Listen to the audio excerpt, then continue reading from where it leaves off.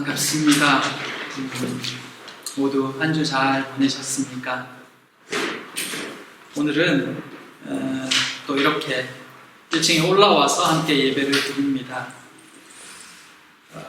하나님 안에서 살아가는 이 하루하루가 날마다 특별한 날인 줄 믿습니다.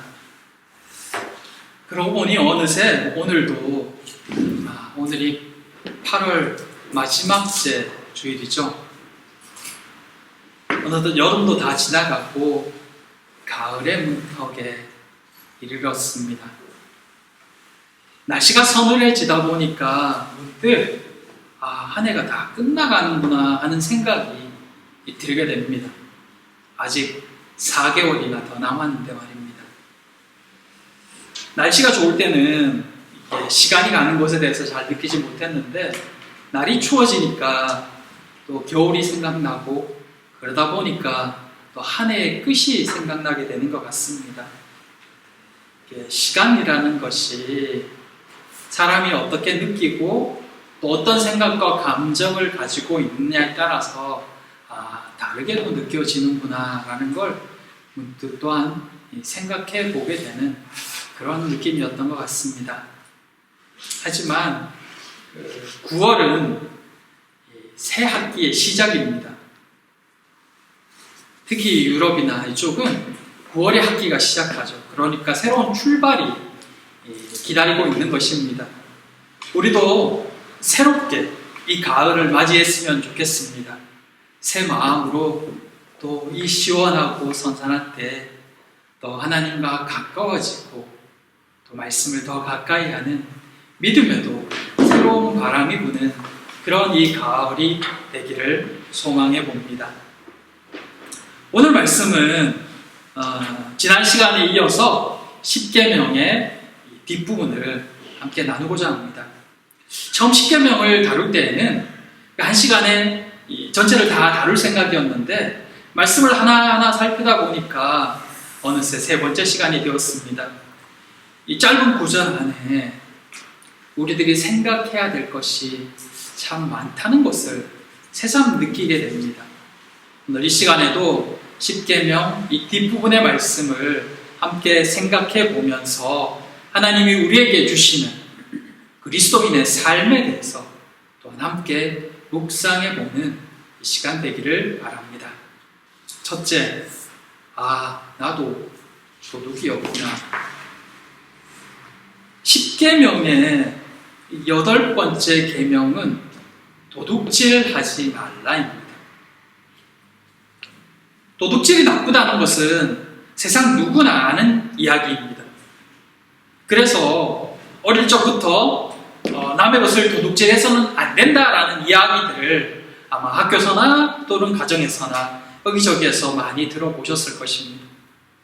살인하지 말라, 간음하지 말라는 이야기보다 도둑질해서는 안 된다라는 이야기를 많이 듣는 이유는 살인이나 간음보다는 이 도둑질이 우리의 일상에서 흔히 일어나는 일들이기 때문에 그럴 것입니다.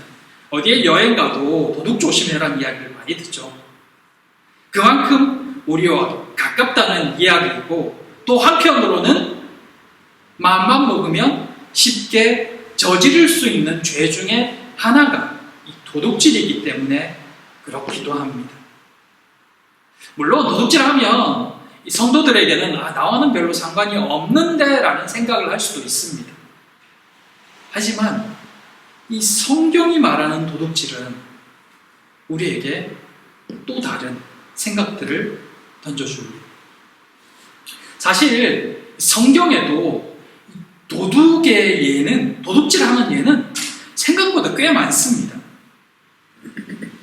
첫 범죄인 아담과 하와의 죄는 교만의 죄이면서 한편으로는 도둑질입니다. 그는 하나님이 따먹지 말라 한 선악과를 몰래 훔쳐먹었으니 말입니다. 하나님께 바쳐진 그 여리고성, 그 성의 물건을 훔친 아간의 범죄, 아버지의 드라빔을 훔쳐 달아났던 야곱의 아내 라헬, 엘리야의 종인 게하시가 스승 몰래 나병 걸렸다 나은 나아만으로부터 이 재물을 받은 이야기. 자기 땅을 팔아서 하나님께 드렸음에도 불구하고 하나님을 속였다라는 제명으로 죽임을 당한 아나니아와 삽비라. 그뿐 아니라 예레미야 23장 30절에는 여호와의 말씀이라 그러므로 보라 서로 내 말을 도둑질하는 선지자들을 내가 치리라 하는 말씀이 나옵니다. 구약시대의 많은 거짓 선지자들은 하나님께서 참 선지자들에게 하신 말씀을 마치 자기가 직접 들은 양 그대로 전했습니다.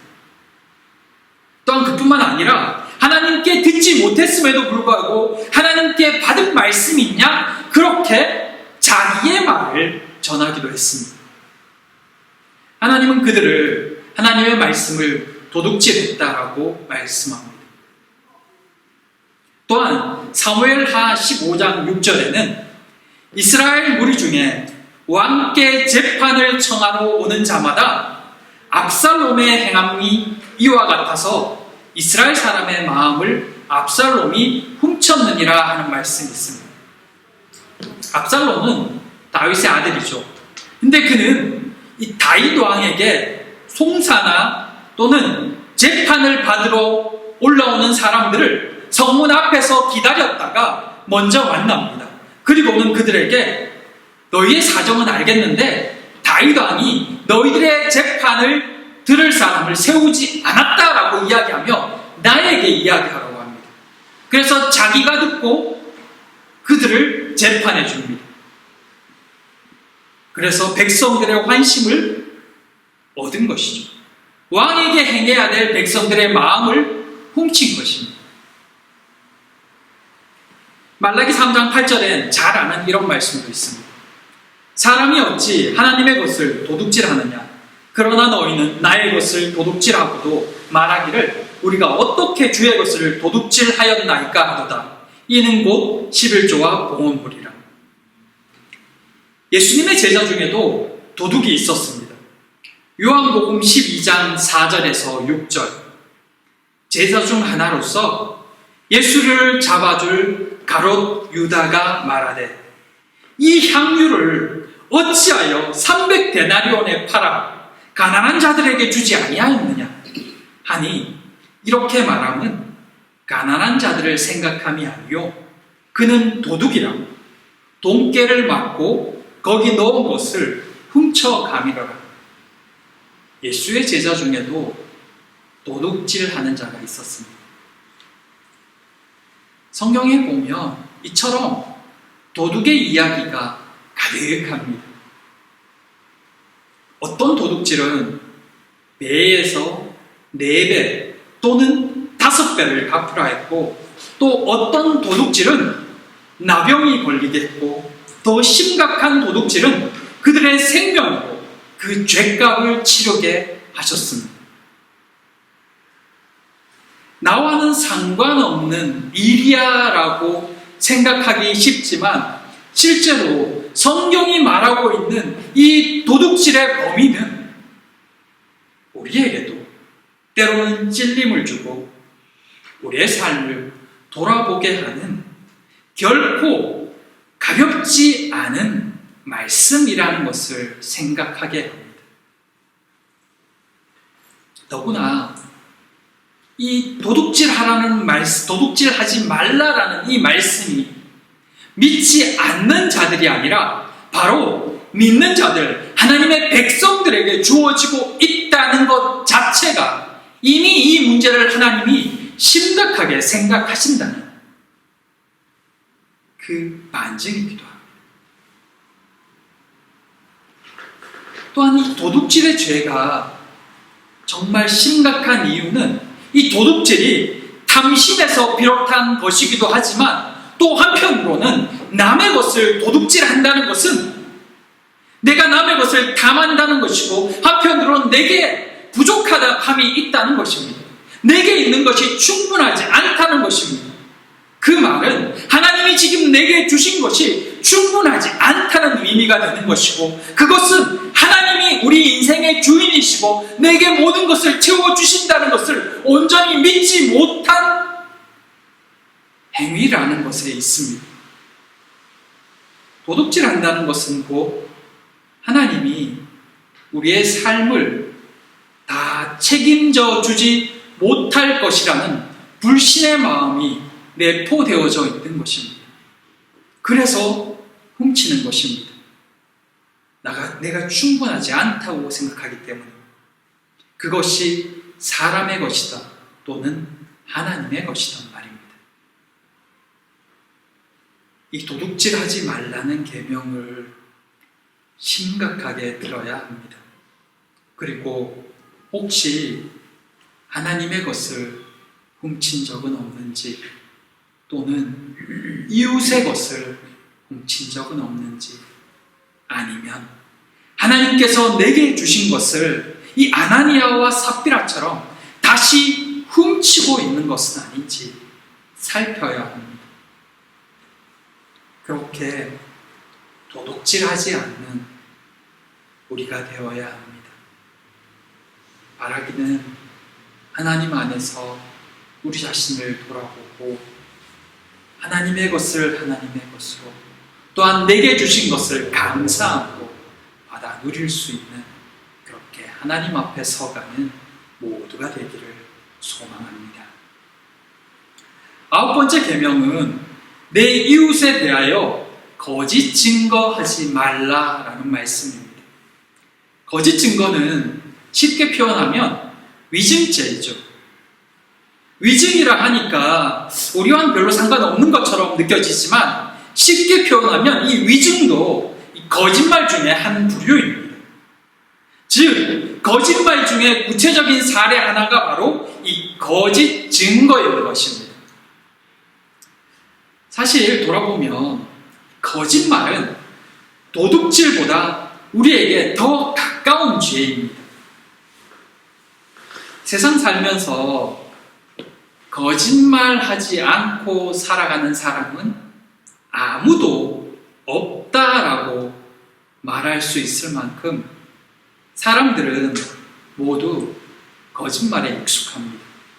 그게 자기 핑계였던, 또 그것이 소위 하얀 거짓말이었던, 아니면 실제로 사람을 죽이는 거짓말이었던 간에 누구나 얼마의 거짓말은 하면서 살아간다는 것입니다. 주일학교 아들이 엄마에게 질문을 합니다. 엄마, 도둑질과 거짓말 중에 어느 것이 더 나빠요? 엄마 생각에는 도둑질인 것 같다고 대답하자 아들이 아니라고 대답합니다. 물건을 훔친 것은 돌려줄 수 있지만 거짓말은 돌려줄 수 없잖아요. 라고 이야기한 것입니다. 말은 입 밖으로 나아가면 그 후에는 다시 돌아오지 않습니다. 그래서 말이 무서운 것입니다. 더구나 거짓말은 진실이 아니기 때문에 더 무서운 것입니다. 우리 중에는 아마 누군가의 거짓말 때문에 힘들었던 경험이 한두 번쯤 있을 것입니다. 하지도 않은 일이나 하지도 않은 말을 했다고 해서 사람들로부터 오해받게 만들고, 그렇게 관계가 깨어지고 마음이 상하는 경험을 가진 사람도 있을 것입니다. 정말 화가 나고 두 번 다시는 겪고 싶지 않은 아마 그런 일들일 것입니다. 그래서 이 거짓말이라는 이 단어가, 특별히 거짓 증거하지 말라는 이 계명이 더욱 가슴에 와 닿는지도 모릅니다. 성경에도 거짓말하는 사람들의 모습은 여러 군데 있습니다. 그런데 어떤 거짓말은 크게 벌을 받지만, 또 어떤 거짓말은 오히려 하나님께 칭찬을 듣는 경우도 있습니다. 좀 신기한 경우이긴 합니다. 여리고 성의 기생 라합은 이스라엘 정탐꾼을 살려주기 위해서 그들을 찾던 그 성 사람들에게 거짓말을 합니다. 히브리 산파들은 남자 아기가 태어나면 다 죽이라고 명령한 이 바로의 말을 어깁니다. 그러자 바로가 그들을 불려서 왜 명령을 따르지 않느냐고 이야기하자 이 산파들은 자기들이 도착하기 전에 이 히브리 여인들이 워낙 건강해서 아기를 이미 출산했다라고 거짓말합니다. 하나님이 그것에 대해서 어떻게 이야기하셨을까요? 하나님은 그런 라합과 이 히브리 산파들을 칭찬하시며 믿음의 행위라고 그렇게 말씀합니다. 분명히 이것도 거짓말인데 오늘 계명에 보면 거짓말하지 말라고 했는데 그들은 왜 하나님께 칭찬을 받을까요? 이 거짓말하지 말라라는 이 명제를 우리는 단순하게 생각하고 거짓말하지 말아야지라고 생각하지만 실제로 우리가 살아가면서 이런 고민들을 하게 되는 것입니다. 거짓말에 대한 세상의 가장 큰 이슈는 바로 소위 말하는 선의의 거짓말입니다. 이것이 옳으냐 틀리냐는 지금도 여전히 세상의 논란거리입니다. 여러분 어떻게 생각합니까? 선의의 거짓말은 해도 되는 걸까요?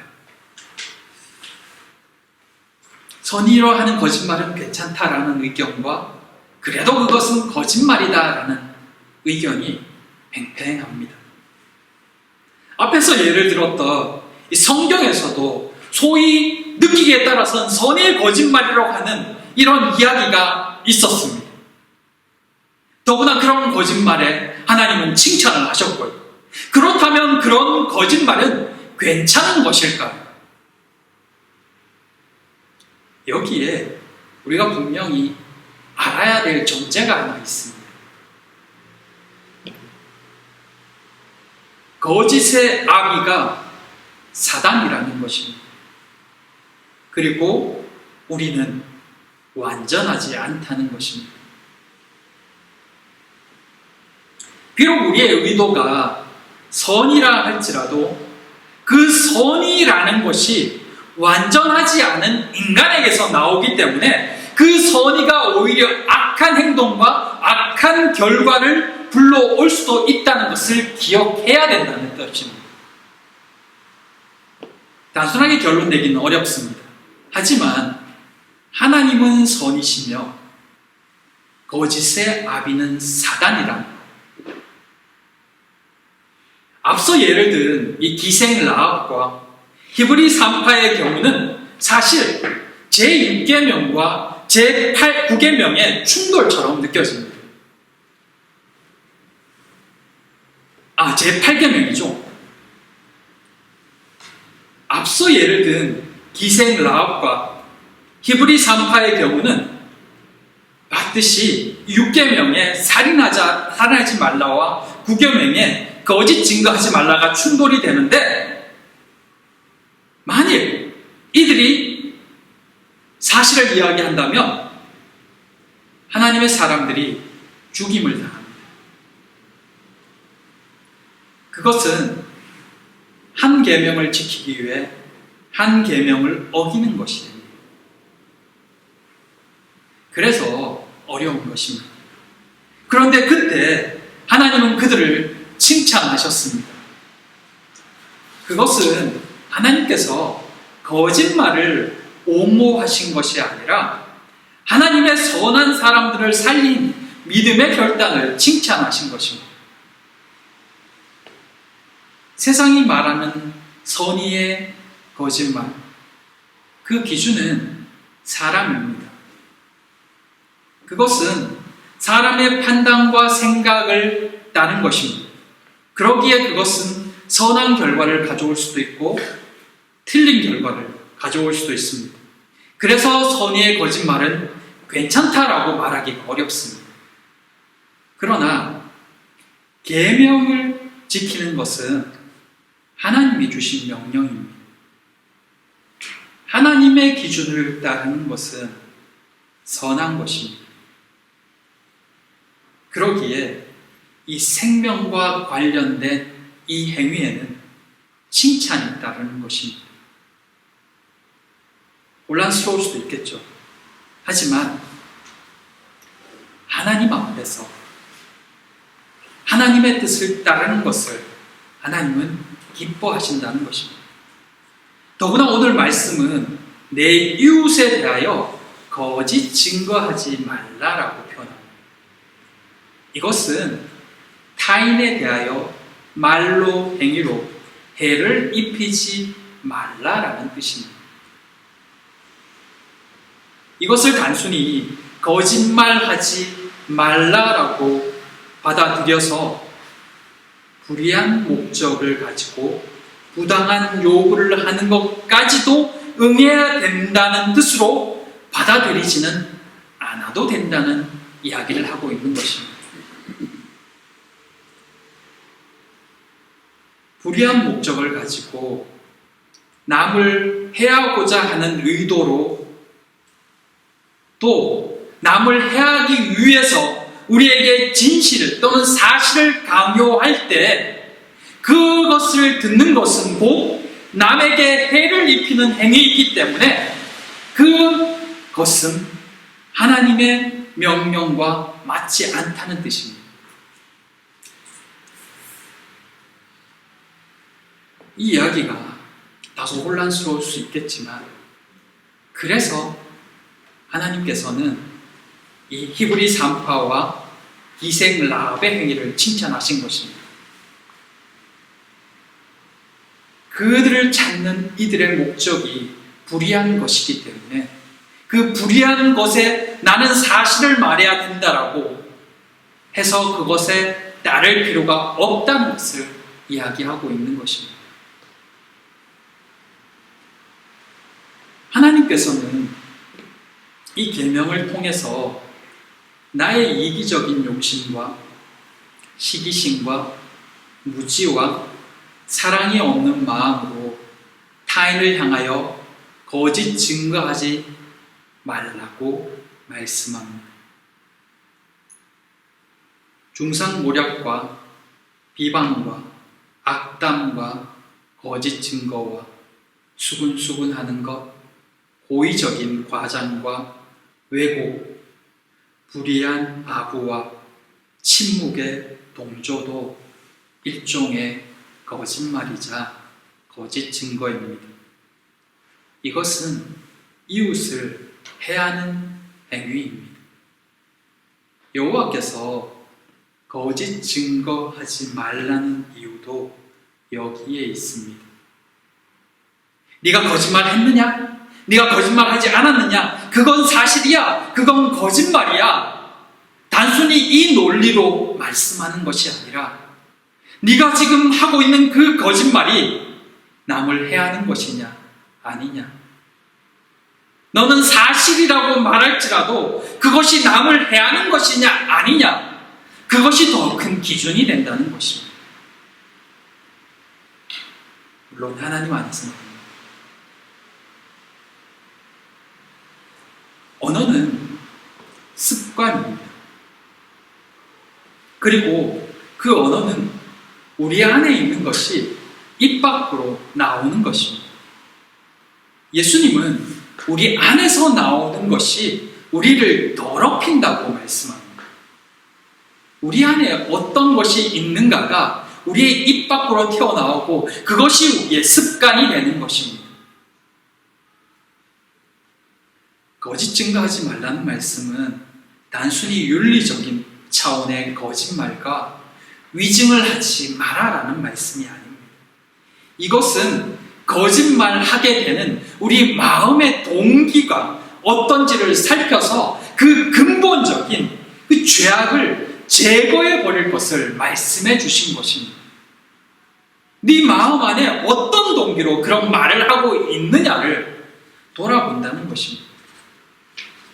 사실 우리가 살아갈 때 어떤 경우는 사실을 말하지만 그 사실이 누군가를 해하기 위한, 시기하기 위한 또는 미워하는 마음에서 사실을 이야기하는 경우도 있습니다.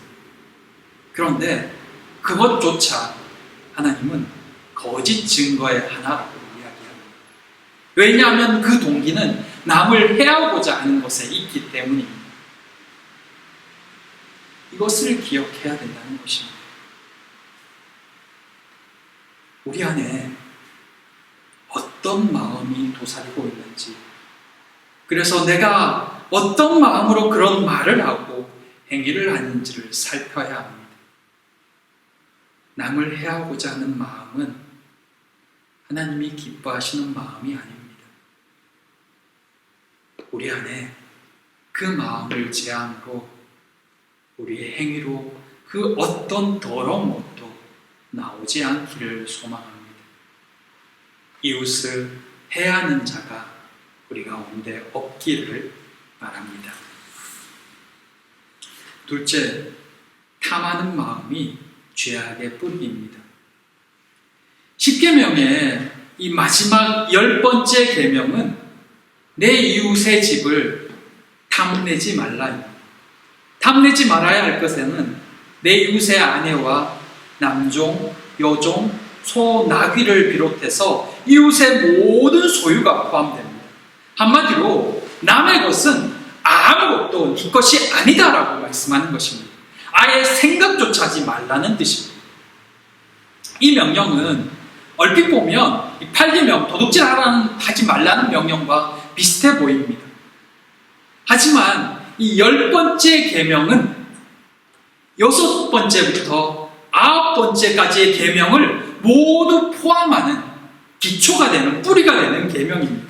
즉 거짓말과 도둑질과 간음과 살인의 범죄는 바로 이 탐심의 마음으로부터 시작되기 때문입니다. 욕심이 잉태한 즉 죄를 낳고 죄가 장성한 즉 사망을 낳느니라 라고 말씀합니다. 어느 한 나라에 임금님 머리를 다듬는 한 이발사가 있었습니다. 마귀가 찾아와서 속삭입니다. 황금단지 7개 갖고 싶지. 처음에는 노라고 이야기했는데 자꾸 유혹하니까 갖고 싶은 마음이 생겼습니다. 그래서 마귀가 일러준 대로 가서 그곳에 땅을 파봤더니 황금단지 7개가 있었습니다. 하나를 열어봤더니 황금이 가득 차 있었습니다. 2개를 열어봤더니 또 가득 차 있었습니다. 6개까지 열어봤는데 모두 꽉 차 있었습니다. 7번째 단지를 열어봤더니 황금이 절반 차 있었습니다. 그가 어떤 생각을 했을까요? 내가 열심히 일해서 이 7번째 단지도 황금으로 가득 채워야지. 죽자 사자 열심히 일했습니다. 하나씩 하나씩 그 황금 단지를 채워갔습니다. 7개를 다 채우지 못하고 늙어서 죽었습니다. 이것이 탐심입니다. 남에게 해를 입힌 것도 아니고 자신이 어떤 목표를 가지고 열심히 살아가고 그 목표를 이루고자 하는 것, 그것이 잘못인가? 그런 생각이 들 수도 있습니다. 그러나 이 인간의 죄성이라는 것이 그렇게 쉽지가 않습니다. 내게 주어진 것을 만족하며 살아가기가 어렵다는 것입니다. 잘 되면 좀 더 잘 되고 싶고, 가지면 좀 더 가지고 싶은 것이 우리 마음속에 있습니다. 근데 그것이 바로 탐심입니다. 이 마음이 커지면 남의 것을 탐하게 되는 것입니다. 세상은 그것을 비전이다, 꿈이다, 목표다라고 포장하지만 실제 그 목표를 향해 얻고자 하는 것이 무엇인가를, 그래서 그것을 얻어서 그 결국은 무엇을 위한 것인가에 대해서 잘 생각하지 않습니다. 그냥 이 황금단지 채우는 거야. 내가 목표를 정했으니까 거기까지 달려가는 거야. 도착하면 그 다음에. 사실은 그게 탐심의 마음이라는 것을 잘 깨닫지 못한 채 평생을 살아간다는 것입니다. 조금만 더 하는 것이 탐심이고 우리를 깨는 마귀의 수법입니다. 목표를 가지지 말라, 잘 되지 말라가 아닙니다. 적당히 만족하며 살아라는 이야기도 아닙니다. 그 비전, 내가 바라는 그 목표, 그것이 무엇을 위한 것이냐, 그것이 더 명확해야 한다는 것입니다. 근데 대부분은 우리의 욕심에 또는 나의 어떤 이기심, 교만함, 뭔가를 더 가지고 싶은 그런 어떤 세상적인 성취감일 때가 많다는 것입니다. 근데 그 밑바닥을 자세히 보면 탐심의 또 다른 포장이라는 것입니다. 탐심과 탐욕은 나에게 있는 것을 누리고 즐기기보다는 내가 가지지 못한 것을 더 탐하는 마음을 의미합니다. 그러면 행복할 수가 없는 겁니다. 그 욕망은 끝까지 채워지지 않습니다. 그 생각이 우리를 불행하게 만들고 온전한 삶을 살지 못하게 하며 하나님 앞에 더 집중하지 못하게 하는 것입니다. 하나님이 주신 것을 감사로 나아가지 못하게 하는 것입니다. 그 탐심의 마음이 커질수록 우리는 남의 것을 더 바라보게 되고 더 탐내게 되어 있다는 것입니다. 내 이웃의 소유를 탐내지 말라는 말씀은 내게 있는 것을 감사하며 또 자족할 줄 아는 마음을 가지라는 것입니다. 있는 것을 감사하며 누릴 줄 알 때 그 안에 평안이 있고 기쁨이 있으며 만족이 있습니다. 무릇 있는 자는 받아 풍족하게 되고 없는 자는 그 있는 것까지 빼앗기리라라는 그 주님의 말씀은 주께 충성한 자에게 더 큰 은혜와 복이 있을 것이라는 말씀이기도 하지만 또한 주신 것을 감사하며 만족하며 살아갈 줄 알 때 그에게 더 큰 기쁨과 은혜가 주어질 것이란 말씀이기도 합니다. 그러나 그 있는 것으로 감사하지 못할 때 그는 그 주신 것까지도 빼앗기게 된다는 것입니다. 무조건 빼앗기고 없어져서가 아니라 내가 그것에 충분함을 느끼지 못하며 늘 불완전한 심정으로 궁핍한 심정으로 살아간다는 것입니다. 부자에게 물어보십시오. 당신은 만족합니까? 조금만 더 있었으면 좋겠습니다. 누구나 다 그렇게 대답합니다. 사랑하는 성도 여러분, 돈으로 인생의 가치를 매기는 세상 가운데 우리가 살고 있지만 그 세상이 우리가 살아가는 세상의 전부가 아니라는 것을 꼭 기억하기 바랍니다.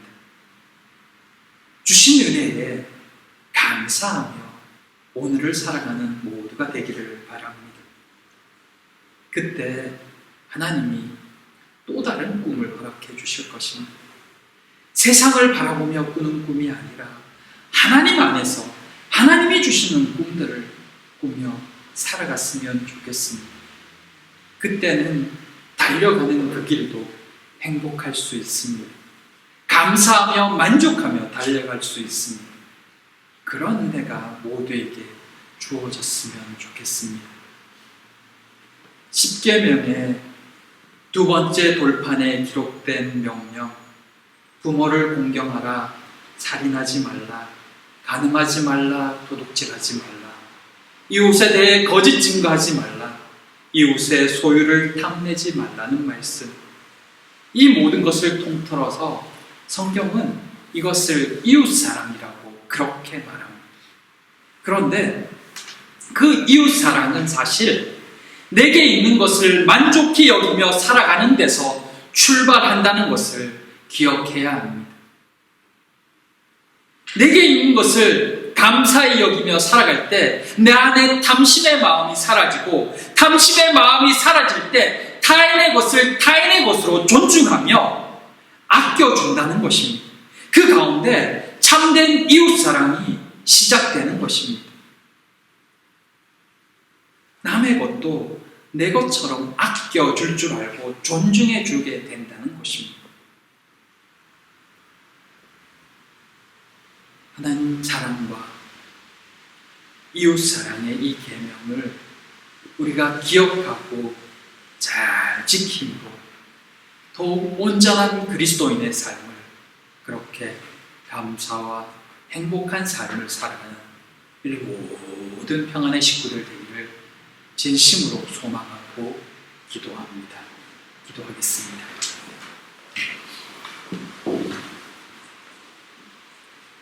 사랑과 은혜의 하나님, 십계명을 통하여 하나님이 바라시는 그리스도의 삶이 어떤 것인지를 깨닫게 하시니 감사합니다. 오래전 구약 시대의 구습이 아니라 오늘 우리가 기억하고 지켜야 할 말씀임을 다시 깨닫습니다. 이 말씀을 따라 살 수 있도록 우리에게 믿음을 더하여 주시옵소서. 하나님을 사랑하며 또한 이웃을 내 몸처럼 아끼며 사랑하는 우리 모두가 되게 하여 주시옵소서. 이 말씀을 따라 더욱 아름다운 공동체를 만들어가는 평안의 가정들 다 되기를 소망하오며 예수님 이름으로 기도드립니다. 아멘.